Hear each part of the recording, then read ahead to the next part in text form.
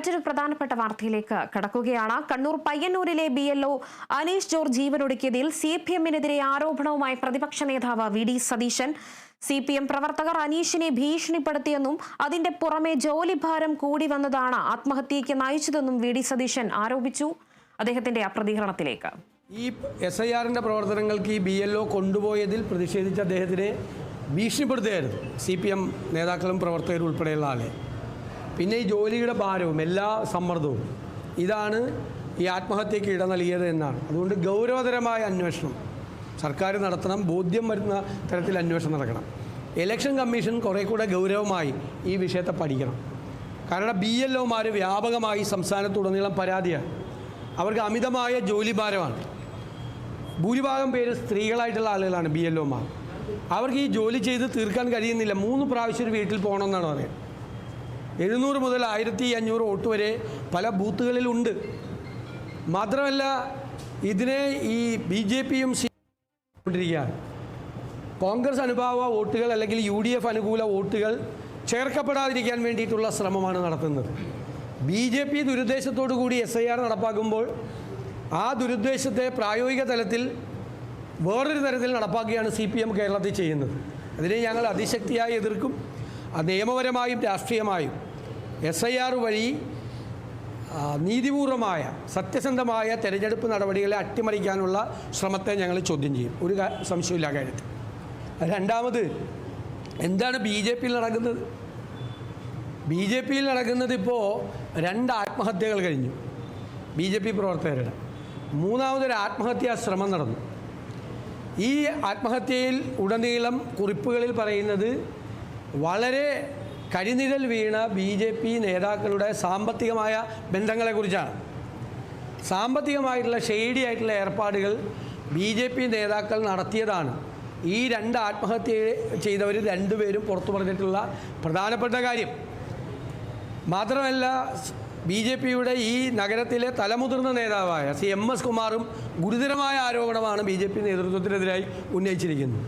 ഞാൻ കഴിഞ്ഞ ദിവസം പറഞ്ഞു, ഞങ്ങളൊക്കെ തിരുവനന്തപുരത്ത് പഠിക്കാൻ വരുമ്പോൾ BJPയുടെ നേതാവാണ് MS കുമാർ.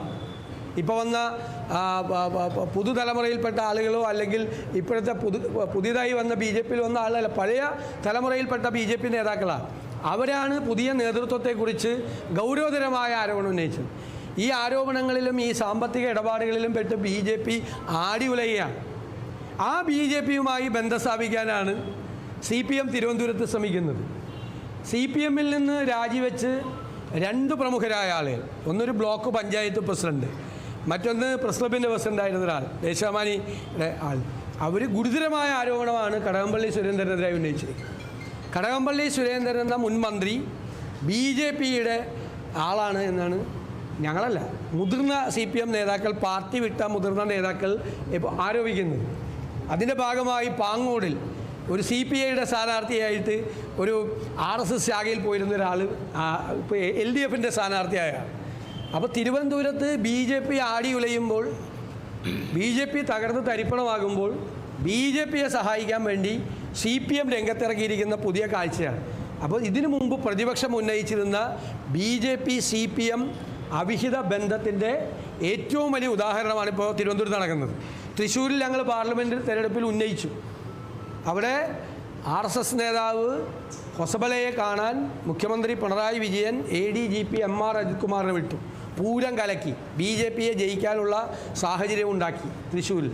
ഇവിടെ BJP തകരുമ്പോൾ തകരാതെ BJPയെ താങ്ങി നിർത്താൻ വേണ്ടി CPM ശ്രമിക്കുന്ന വിചിത്രമായ കാഴ്ചയാണ് ഇവിടെ കാണുന്നത്. ഇതെല്ലാം തിരുവനന്തപുരത്തെ വോട്ടർമാരും കേരളത്തിലെ വോട്ടർമാരും തിരിച്ചറിയും എന്ന കാര്യത്തിൽ യാതൊരു സംശയമില്ല. വൈഷ്ണവ സുരേഷിൻ്റെ നിങ്ങൾക്ക് എല്ലാവർക്കും അറിയാമല്ലോ. അവർ അവിടുത്തെ ഒരു വോട്ടറാണ്, എല്ലാവർക്കും അറിയാം. നിസ്സാരമായ കാരണം വോട്ടർ പട്ടികയിലെ തെറ്റായി വീട് നമ്പർ കയറ്റതിൻ്റെ പേരിൽ അവരുടെ വോട്ട് മനഃപൂർവ്വം റദ്ദാക്കിയാണ്. അവരെ ഹിയറിംഗ് നടത്തി അവർ താമസിക്കുന്നതിൻ്റെ കൃത്യമായ വിവരങ്ങൾ കൊടുത്തിട്ടുണ്ട്. വോട്ടർ അവകാശം എന്ന് പറയുന്നത് അവർ വ്യാജ വോട്ടറൊന്നും അല്ലല്ലോ. വേറെ സ്ഥലത്ത് അവർ താമസിക്കുന്ന സ്ഥലത്തെ വെച്ചാണ്. വ്യാജ വോട്ടറൊന്നുമല്ല, കൃത്യമായി അറിയാം. ഹിയറിംഗ് നടത്തി ഇലക്ഷൻ കമ്മീഷൻ അവരുടെ വോട്ടർ പട്ടികയിൽ പേര് ചേർക്കണം. അപ്പോൾ ചേർക്കാൻ ഇവർക്കെതിരെ പരാതി കൊടുത്ത ആളുടെ പല പേരുകളാണ് ഉള്ളത്. അപ്പോൾ ഇവരെല്ലാം ഈ വോട്ടർ പട്ടികയിൽ ഒരു വശത്ത് BJPയും മറുവശത്ത് CPM-ഉം ഈ വോട്ടർ പട്ടികയെ തന്നെ അട്ടിമറിക്കാൻ വേണ്ടി ശ്രമിക്കുകയാണ്. യഥാർത്ഥത്തിൽ താമസിക്കുന്ന ഒരാളുടെ വോട്ട് അത് സ്ഥാനാർത്ഥിയാവുമെന്ന് മുൻകൂട്ടി കണ്ട് ആ വോട്ട് നീക്കം ചെയ്യാൻ വേണ്ടി നടത്തിയിട്ടുള്ള കുൽസിതമായ പരിശ്രമമാണ്. അതിന് തെരഞ്ഞെടുപ്പ് കമ്മീഷൻ കൂട്ടുനിൽക്കരുത് എന്നാണ് ഞങ്ങൾക്ക് പറയാനുള്ളത്. തെരഞ്ഞെടുപ്പ് കമ്മീഷൻ ഹിയറിംഗ് നടത്തിയിട്ടുണ്ട്. ക്ലിയർ ചെയ്ത് അവരുടെ വോട്ടവകാശം പുനഃസ്ഥാപിച്ചു കൊടുക്കണം എന്ന് ഞങ്ങൾ ആവശ്യപ്പെടുന്നു.